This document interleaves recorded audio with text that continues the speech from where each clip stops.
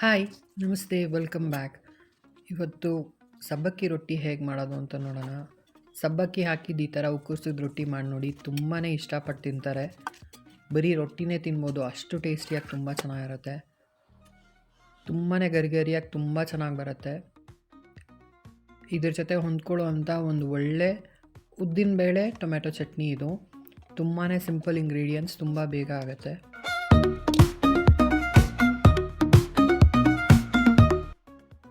ಇಲ್ಲಿ ಗ್ಲಾಸ್ ಅಳತೆ ಒಂದೇ ಅಳತೆ ಇಟ್ಕೋಬೇಕು ಯಾವಾಗ್ಲೂ. 1.5 ಗ್ಲಾಸ್ ನೀರು ಕುದಿಯೋಕ್ಕೆ ಇಟ್ಕೊಂಡಿದ್ದೀನಿ ಇಲ್ಲಿ. 1 ಗ್ಲಾಸ್ ಅಕ್ಕಿ ಹಿಟ್ಟಿಗೆ ಇದು ನೀರು ಕುದ್ದಾಗ ಒಂದು ಅರ್ಧ ಟೀ ಸ್ಪೂನ್ ಉಪ್ಪು, ಸ್ವಲ್ಪ ಹಿಟ್ಟು ಈ ಥರ ಮೇಲ್ಗೆ ಹಾಕ್ಕೊಳ್ಳಿ. ಮತ್ತು ಇದು 1 ಗ್ಲಾಸ್ ಅಕ್ಕಿ ಹಿಟ್ಟು ಜರಡಿ ಹಿಡ್ದಿರೋದು, ಇದನ್ನು ಸೇರಿಸ್ಕೊಳ್ತಾ ಇದ್ದೀನಿ. ಇದೊಂದು 5ರಿಂದ 10 ನಿಮಿಷ ಕುದಿಯೋಕ್ಕೆ ಬಿಟ್ಬಿಡೋಣ. ಇದು ಚೆನ್ನಾಗಿ ಕುದ್ದಿದೆ ಒಂದು 5 ನಿಮಿಷ. ಇದನ್ನು ಇವಾಗ ನೀರು ತೆಗೆದಿಟ್ಕೊಳ್ಳೋಣ ಒಂದು ಅರ್ಧ ಗ್ಲಾಸು. ಈ ಥರ ಮಾಡೋದ್ರಿಂದ ಗಂಟಿಲ್ಲದೆ ನೀಟಾಗಿ ಬರುತ್ತೆ. ಬಿಗಿನರ್ಸ್ ಕೂಡ, ಹೊಸದಾಗಿ ಇವಾಗ ಟ್ರೈ ಮಾಡ್ತಿರೋರು ಕೂಡ ಚೆನ್ನಾಗಿ ಬರುತ್ತೆ. ಅದಕ್ಕೋಸ್ಕರ ಇಲ್ಲಿ ನಾನು ಒಂದು ಅರ್ಧ ಟೀ ಸ್ಪೂನ್ ಆಗೋಷ್ಟು ಒಂದು 2 ಒಣಮೆಣ್ಸಿನ್ಕಾಯಿ ಪುಡಿ ಮಾಡಿ ಹಾಕ್ಕೊಂಡಿದ್ದೀನಿ. ಮತ್ತು ಒಂದು ಇಡಿಯಷ್ಟು ಸಬ್ಬಕ್ಕಿನ ಸಣ್ಣದಾಗಿ ಕಟ್ ಮಾಡಿ ಸೇರಿಸ್ಕೊಳ್ತಾ ಇದ್ದೀನಿ. ಕಡ್ಡಿ ಇರೋದು ಹಾಕ್ಕೋಬೇಡಿ, ಬಲ್ತಿರೋ ಕಡ್ಡಿ ಆ ಥರ. ಉರಿ ಕಮ್ಮಿ ಮಾಡಿಕೊಂಡು ನೋಡಿ, ಇದು ಫುಲ್ಲು ಈ ಥರ ಮುದ್ದೆ ಕೋಲಲ್ಲಿ ತೊಳ್ಸ್ಕೋಬೇಕು. ಮುದ್ದೆ ಕೋಲಿಲ್ಲ ಅಂತ ಅಂದರೆ ಗಟ್ಟಿಯಾಗಿರೋದು ಯಾವುದಾದ್ರೂ ಒಂದು ಕೋಲಲ್ಲಿ ಮಾಡ್ಕೋಬೋದು. ನೋಡಿ, ಇದು ಕೈಗೆ ಮೆತ್ಕೊಳ್ಳಿಲ್ಲ ಅಂದರೆ ಈ ಥರ ಚೆನ್ನಾಗಿ ಬಂದಿದೆ ಅಂತ ಅರ್ಥ. ನಿಮ್ಗೆ ಆವಾಗ ಹರಗು ಹೊಡ್ಕೊಳ್ಳಲ್ಲ, ತುಂಬ ಚೆನ್ನಾಗಿ ಬರುತ್ತೆ ರೊಟ್ಟಿ. ನಿಮಗೆ ಬೇಕಾದರೆ ಇಲ್ಲಿ ಒಂಚೂರು ನೀರು ಸೇರಿಸ್ಕೊಂಡು ಇನ್ನೊಂದು ಚೂರು ಮಿದ್ಕೋಬೋದು. ಯಾಕೆಂದರೆ ಅಕ್ಕಿ ಹಿಟ್ಟು ಒಂದೊಂದು ಸತಿ ಒಂದೊಂದು ಅಕ್ಕಿ ಹಿಟ್ಟು ಒಂದೊಂದು ಥರ ನೀರು ಎಳೆಯುತ್ತೆ, ಅದಕ್ಕೋಸ್ಕರ ನೀರು ತೆಗೆದಿಟ್ಕೊಳ್ಳೋದು. ಇದಾಗಿದೆ ಇದು. ಈಗ ಒದ್ದೆ ಕೈ ಮಾಡಿಕೊಂಡು ಇದನ್ನು ಚೆನ್ನಾಗಿ ನಾದ್ಕೊಳ್ಳೋಣ. ನೋಡಿ, 1 ಗಂಟೆ ಬಂದಿಲ್ಲ.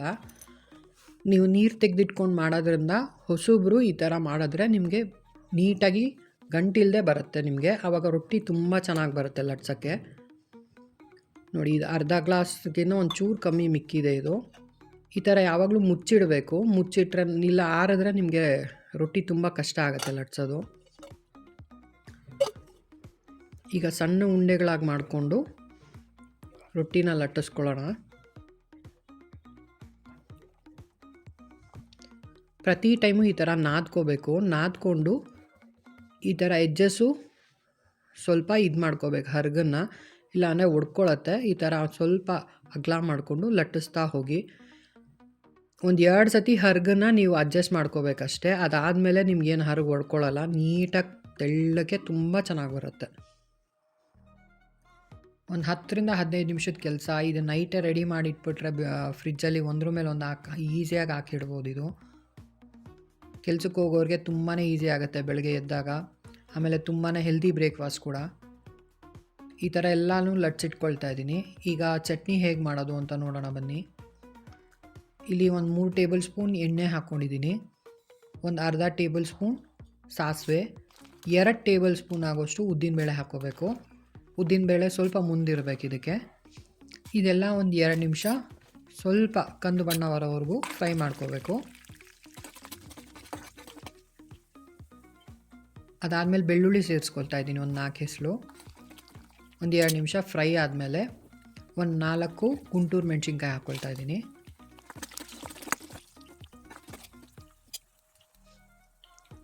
ಒಂದು 2 ನಾಟಿ ಟೊಮೆಟೊ ಮತ್ತು ಒಂದು ಸ್ವಲ್ಪ ಕರಿಬೇವು ತೊಗೊಂಡಿದ್ದೀನಿ. ಇದು 2 ನಾಟಿ ಟೊಮೆಟೊ, ಕರಿಬೇವು ಸ್ವಲ್ಪ ಸಣ್ಣ ಹಾಕೋಬೇಕು.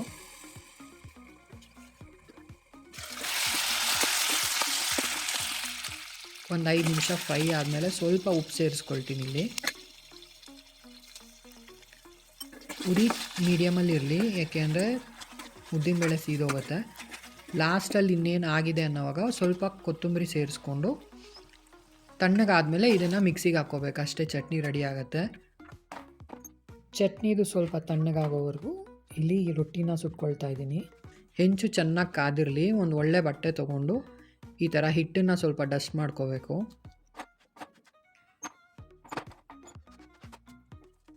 ತುಂಬಾ ಚೆನ್ನಾಗಿ ಬರುತ್ತೆ. ಇಲ್ಲಿ ಎಣ್ಣೆ ಆಪ್ಷನಲ್, ಬಟ್ ಎಣ್ಣೆ ಹಾಕ್ಕೊಂಡು ಟ್ರೈ ಮಾಡಿ ನೋಡಿ. ತುಂಬಾ ಗರ್ಗರಿಯಾಗಿ ತುಂಬ ಚೆನ್ನಾಗಿ ಬರುತ್ತೆ. ಮಧ್ಯ ಸಾಫ್ಟಾಗಿರುತ್ತೆ, ಆಚೆ ಗರಿಯಾಗಿರುತ್ತೆ ಬಿಸಿ ಬಿಸಿಲಿ ತಿನ್ನೋಕ್ಕೆ. ಎಲ್ಲರೂ ತುಂಬಾ ಇಷ್ಟಪಟ್ಟು ತಿಂತಾರೆ, ಅಷ್ಟು ಟೇಸ್ಟಿಯಾಗಿ ತುಂಬ ಚೆನ್ನಾಗಿರುತ್ತೆ.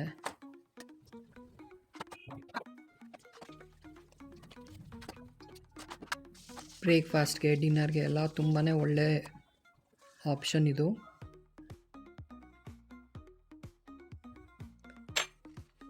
ನೋಡಿ, ಇದು ತಣ್ಣಗಾದ್ಮೇಲೆ ಚಟ್ನಿ ರುಬ್ಬಿದ್ದೀನಿ. ಇದು ಈ ಥರ ಬರುತ್ತೆ, ತುಂಬಾ ಟೇಸ್ಟಿಯಾಗಿ ತುಂಬ ಚೆನ್ನಾಗಿರುತ್ತೆ.